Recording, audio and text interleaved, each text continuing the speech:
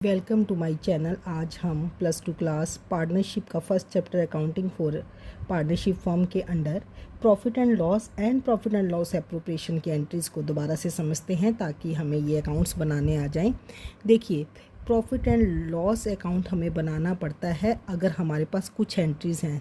अगर interest on partners loan वाली entry है, रेंट पेड टू पार्टनर्स है, सैलरी टू मैनेजर है, कमीशन टू मैनेजर है, क्योंकि ये वाली जो एंट्रीज़ होती हैं ये एप्रोप्रिएशन में नहीं जाती हैं।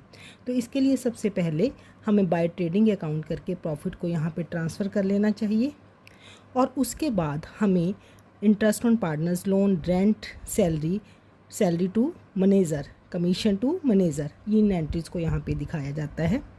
और उसके बाद हम देखते हैं हमारी क्रेडिट साइड बड़ी है या डेबिट साइड बड़ी है। अगर आपकी क्रेडिट साइड बड़ी होती है तो प्रॉफिट एंड लॉस एप्रोप्रिएशन में ट्रांसफ़र किया जाता है। अगर डेबिट साइड आपकी बड़ी होती है तो जो लॉस होता है तो उसके लिए बाय एज कैपिटल, बाय बीज कैपिटल, बाय सीज capital in case of loss. ठीक है। और प्रॉफिट एंड लॉस एप्रोप्रिएशन में मैं ऑलरेडी बता चुकी हूँ कि जो ये प्रॉफिट होता है वो by profit and loss account करके यहाँ पे शिफ्ट होता है और बाय इंटरेस्ट ऑन ड्राइंग तीनों पार्टनर्स का यहाँ पे आ जाएगा। इंटरेस्ट ऑन कैपिटल तीनों पार्टनर्स की यहाँ पे आ जाएगी। सैलरी जिस पार्टनर को दी जाती है, हो सकता है वो सिंगल हो सकता है वो सबको मिल रही हो। पार्टनर्स कमीशन अगर तीनों की एंट्रीज है तो यहाँ पे तीनों की आ जाएगी। अब जनरल रिजर्व में अगर कोई अमाउंट ट्रांसफ़र करनी है तो टू जनरल रिजर्व आ जाएगा।